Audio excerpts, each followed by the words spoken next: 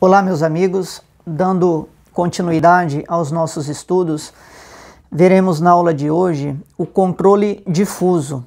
Nós estudamos então os momentos de controle, quando que se dá então o controle de constitucionalidade. E aí nós vemos que no âmbito ali jurisdicional, nós temos o controle analisando o critério subjetivo. Nós podemos ter então esse controle difuso ou controle concentrado. Nós estudaremos então mais a fundo hoje o controle difuso. Nós temos a origem histórica do controle difuso em 1803, onde o presidente John Adams, nos Estados Unidos, ele perdeu a eleição presidencial, ele foi derrotado pelo Thomas Jefferson. Então, antes dele ser sucedido, ele que era presidente, ele acabou nomeando algumas pessoas ligadas ali ao seu governo. E aí ele nomeou como juiz federal numa comissão que havia possibilidade lá para um cargo de juiz de paz. Ele nomeou então, antes dele ser sucedido, nomeou William Barbury para esse cargo então de juiz de paz. E aí, isso foi assinado, mas porém não foi entregue esse cargo, então não chegou a finalizar este momento assim da entrega, da posse desse cargo. E aí quando o Thomas Jefferson assume o governo, então, ele vai nomear o James Madison para secretário de Estado, e aí ele entende que essa nomeação lá que havia sido feita anteriormente pelo presidente Adams, ele entende que não seria correto, não deveria ser entregue, ele não poderia tomar posse, pois deveria ser nomeado uma outra pessoa que ele assim bem entendesse. E aí ele determinou então que o James Madison, que seria o secretário de Estado, que ele não efetivasse a nomeação ali do Barbury.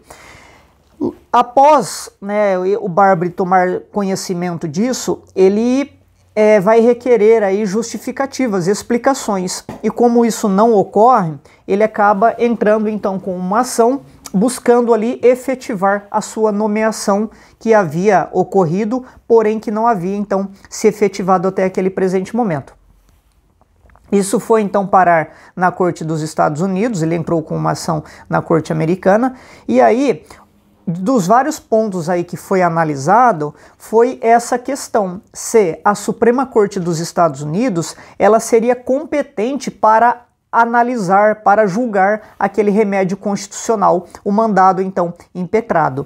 Então vejam, segundo a Constituição dos Estados Unidos, o Supremo Tribunal lá teria jurisdição originária em todas as causas concernentes a embaixadores, outros ministros públicos e cônsules, e nos litígios em que for parte um Estado. Em todas as outras causas, o Supremo Tribunal terá jurisdição somente em grau de recurso. E aí a discussão seria essa, porque aquilo não era um recurso e ao mesmo tempo não envolvia o que estava previsto ali, embaixador, ministro público, um cônsul e assim por diante. E aí discutiu-se isso, se eles tinham competência ou não. Então, pela primeira vez, analisou-se se deveria prevalecer uma lei, a lei de 1789, na seção 13, que determinava a apreciação da matéria pela Suprema Corte, ou pela Constituição, deveria ser analisado pela Constituição, de que seria 2 anos anterior, de 1787, que não fixou a competência originária em relação a isso, e havendo então um conflito de normas. Diante disso, então, a regra era que a lei posterior revogaria a lei anterior. Contudo, a lei anterior se tratava da própria Constituição. E aí houve esse debate, então. Qual seria a competência diante disso? E aí concluiu que a fraseologia particular da Constituição dos Estados Unidos, confirma e corrobora o princípio essencial a todas as constituições escritas, segundo o qual é nula qualquer lei incompatível com a Constituição, e que os tribunais, bem como os demais departamentos, são vinculados por esses instrumentos. Então entendeu-se que todas as normas contrárias à Constituição devem ser nulas. Assim, afirmou-se a ideia que esse controle aí difuso de constitucionalidade, hoje que nós temos, o controle difuso que se dá então por qualquer juiz, né, em todos os tribunais aí, podem ser baseado principalmente nesse caso, chamado aí, né, pela Suprema Corte aí, que foi o caso do juiz então John Marshall da Suprema Corte norte-americana, que apreciou então essa litigância, esse litígio entre o Marbury, que havia sido nomeado, e o Madison, que era secretário de Estado, que não efetivou então essa nomeação. Isso em 1803, com a aplicação então que deve então prevalecer sempre a Constituição por ser hierarquicamente superior. Então esse poder aí de controlar a compatibilidade das leis com a Constituição, ele vai decorrer aí da jurisprudência americana. Nós temos hoje esse fundamento de validade a partir da jurisprudência americana. Não há uma autorização assim positivada, tá? Então isso é uma criação então da jurisprudência americana. Diante disso, então, o controle difuso que nós temos, repressivo ou posterior, assim também denominado, chamado ainda de controle pela via de exceção ou via de defesa, controle aberto, são as inúmeras terminologias aí que são utilizadas. Ele pode ser realizado então por qualquer juiz ou tribunal do Poder Judiciário. Quando nós falamos aí qualquer juiz ou qualquer tribunal, lógico que diante das competências previstas ali, as regras de competência previstas no CPC, no Código de Processo Civil. Então esse controle difuso é aquele que vai se verificar no caso concreto. Aliás, vai verificar se o caso concreto e declarar a constitucionalidade ou inconstitucionalidade de forma incidental, ou seja, prejudicialmente ao mérito. O que vem a ser isso? Fundamentando-se então na inconstitucionalidade, qualquer juízo então, diante de uma lei ou ato normativo, ele poderá ser alegado a inconstitucionalidade diante da causa de pedir processual. Então a alegação dessa inconstitucionalidade é a causa de pedir. Um exemplo disso, no Brasil, na época do presidente Fernando Collor, as pessoas que tinham interesse, elas entravam na justiça pedindo o desbloqueio de valores dos cruzados, né?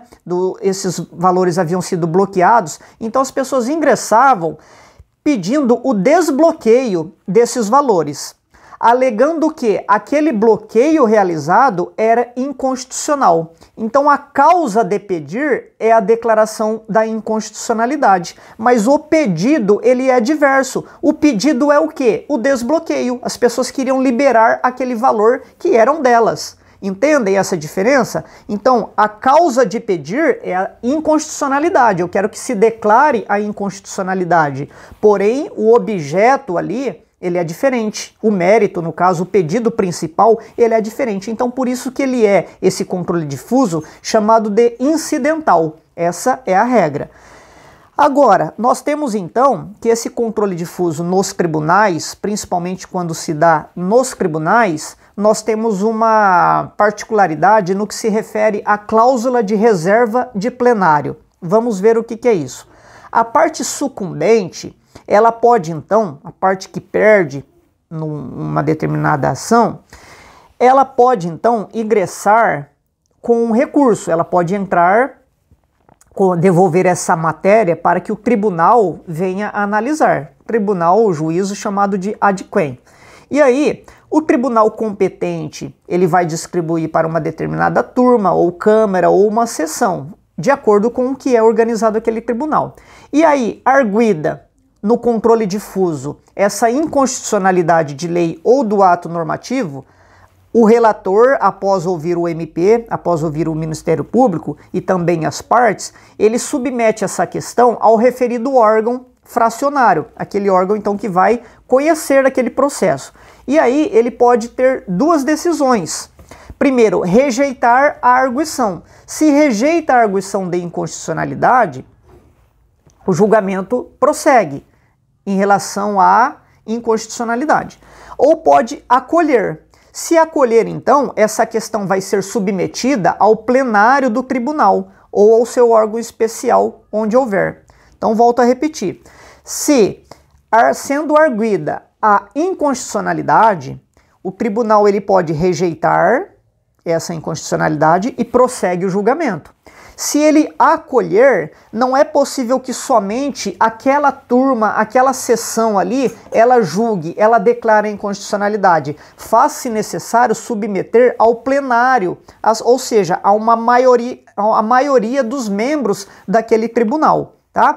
Então, por essa situação, tem previsto lá o artigo 97 da Constituição que somente pelo voto da maioria absoluta e de seus membros do respectivo órgão, podem então os tribunais declarar a inconstitucionalidade. Então vejam, quando você apresenta um recurso, vai para um determinado tribunal. Esse tribunal ele vai ter uma turma que vai julgar aquele recurso. Porém, se eles entenderem quando é arguido a inconstitucionalidade, aquela turma não pode declarar inconstitucional. Ela precisa então remeter ao plenário. Isso é a chamada cláusula de reserva de plenário. Então, essa cláusula de reserva de plenário também é denominada regra do Fumbet. Fullbet, esse é o termo. É a cláusula denominada também regra do Fullbet. O que isso significa? Significa que o banco ali, o plenário, a casa, está completa. Esse é o termo em inglês aí significa isso, está completa, o banco completo. E aí somente o plenário então poderia decidir e declarar, decidir no caso em relação à inconstitucionalidade. Essa seria a cláusula de reserva de plenário. E aí, após o julgamento dessa questão incidental, se é inconstitucional ou não, o órgão fracionário, que é a turma ali, a Câmara, enfim, eles podem então julgar a questão principal relativa ao mérito, como aquilo que eu disse a exemplo do Plano Collor. As pessoas ingressaram pedindo a inconstitucionalidade, mas o que eles queriam, na verdade, o mérito era o desbloqueio do valor. E aí o órgão fracionário iria analisar se deve-se desbloquear aquele valor ou não, baseado então no que decidiu o plenário. Tá? Então, assim, diante disso, quando se olha essas questões relativas à inconstitucionalidade, existe a lavratura então de 3 acórdãos. O primeiro é arguida a questão incidental da inconstitucionalidade, essa que eu mencionei, se é inconstitucional ou não. Segundo, é submetida essa questão ao órgão especial ou ao plenário, se for o caso. E aí vai haver o julgamento com esse segundo acórdão, declarando então a constitucionalidade ou a inconstitucionalidade do ato ou da lei. E aí, depois disso, é julgada então a questão incidental, ou seja, somente então o órgão fracionário ele vai decidir efetivamente o caso, que se dá então o terceiro acórdão. Tá? Então, quando há essa possibilidade, a arguição de inconstitucionalidade, nós teremos aí essa possibilidade de 3 acórdãos. Diante desses 3 acórdãos, eu pergunto-lhes, qual será o momento então para interpor um recurso extraordinário? Que possivelmente, então, teríamos aí a possibilidade desse recurso extraordinário.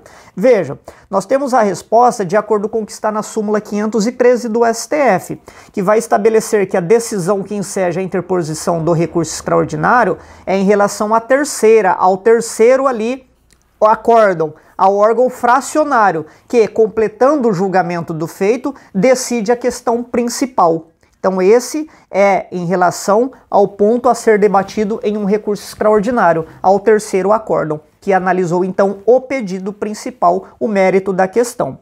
E aí outro ponto interessante é que, interpretando ali o referido artigo 97 da Constituição, é necessário sempre que essa questão aí de apreciação do órgão especial ali, dessa reserva de plenário, é sempre necessário que quando arguida a inconstitucionalidade, o plenário deva analisar se é ou não inconstitucional essa questão então prejudicial.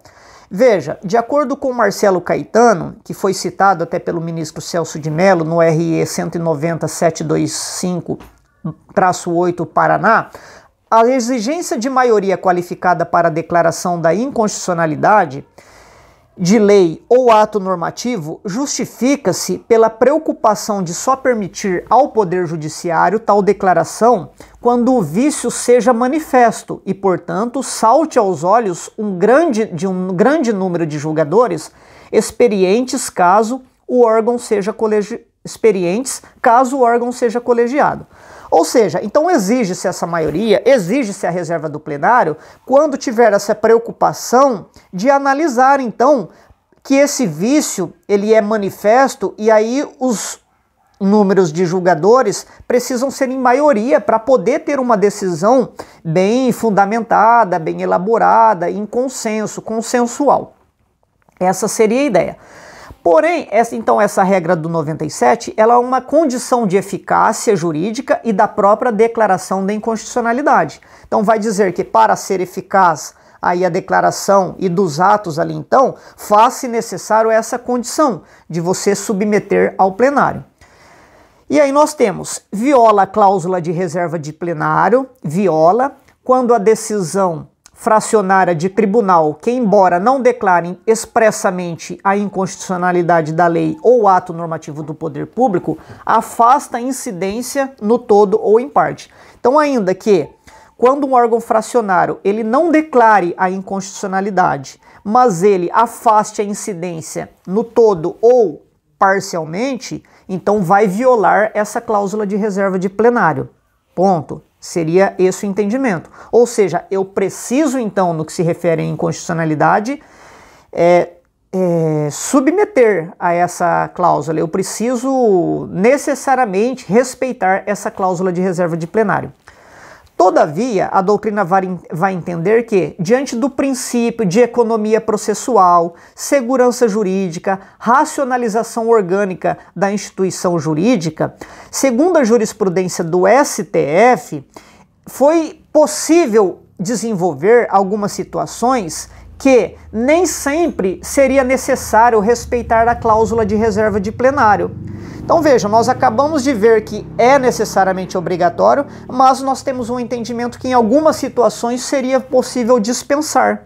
E aí nós temos o ministro Ilmar Galvão, que vai explicar isso. Abre aspas, declarada constitucionalidade ou inconstitucionalidade de determinada lei pela maioria absoluta dos membros de certo tribunal, soaria como um despropósito, notadamente nos tempos atuais, quando se verifica de maneira inusitada a repetência desmensurada de causas versantes da mesma questão jurídica, vinculadas à interpretação da mesma norma, que se exigisse em cada recurso apreciado a renovação da instância incidental da arguição de inconstitucionalidade, levando as sessões da Corte a uma monótona e interminável repetição de julgados da mesma natureza. Fecha aspas. RE 190.725-8 Paraná. Então, veja, diante de que nós verificamos da necessidade do caso concreto, onde analisa-se então pelo controle difuso, o controle de constitucionalidade, é necessário, então, observar a cláusula de reserva de plenário. Porém, diante de umas questões que se repetem de forma desmensurada, ele vai dizer, diante da arguição da inconstitucionalidade, na interpretação de uma mesma norma jurídica sempre, é possível, então, que não seja adequado utilizar-se da cláusula de reserva em algumas situações. E aí, nós temos isso confirmado pela lei 9.756, de 98, que acrescenta um parágrafo único ao artigo 481 do revogado CPC de 73. Os órgãos fracionários dos tribunais não submeterão ao plenário ou a órgão especial a arguição de inconstitucionalidade, quando já houver pronunciamento destes ou do plenário do Supremo Tribunal Federal sobre a questão, podendo inclusive a referida ação ser de plano apreciada e conhecida e julgada pelo relator, conforme prescreve o artigo 932, inciso 4, a linha A, e inciso 5, a linha A do CPC de 2015. Então vejam, quando esses órgãos aí nesses órgãos fracionários houver uma arguição de inconstitucionalidade, eles podem então, baseado em situações que já foram julgadas ali pelo STF ou até pelo próprio plenário ali da casa, eles podem então apreciar, conhecer e julgar a matéria, baseado inclusive o próprio relator, tá? Então essa mitigação da cláusula de reserva de plenário, ela é aliás, vem sendo mitigada essa cláusula de reserva de plenário, ela não é absoluta, e aí observa-se isso em algumas situações onde não haveria necessidade de observar a regra, então, prevista no artigo 97 da Constituição de 88. Quais situações? Diante do artigo 949, parágrafo único do CPC, se o tribunal mantiver a constitucionalidade do ato normativo, ou seja, se ele não afastar a presunção de validade, diante desse artigo 97, no caso de normas pré-constitucionais, porque a análise do direito editado no julgamento, no ordenamento jurídico anterior em relação a essa nova Constituição, ele não se funda na teoria da inconstitucionalidade, como nós já estudamos, diante da revogação ou da recepção. Nós já estudamos isso anteriormente. Então, nesse caso, em casos de normas pré-constitucionais, nós vimos então também. E depois, quando o tribunal utilizar a técnica de interpretação conforme a Constituição. Se o tribunal ele entende que uma determinada norma ele não declara a inconstitucionalidade, mas ele interpreta conforme a Constituição, daí no caso não seria então necessariamente obrigatório aí aplicar a cláusula de reserva de plenário. E depois, por fim, nas hipóteses da decisão em sede de medida cautelar, já que não se trata de uma decisão definitiva. Então, quando tivermos então uma decisão cautelar, também não é uma decisão definitiva aí de declaração de inconstitucionalidade. Seriam essas as hipóteses. Nós ficamos por aqui, prosseguiremos então verificando se essa cláusula de reserva de plenário, se ela vai se aplicar às turmas do STF no julgamento de recurso extraordinário. Até mais!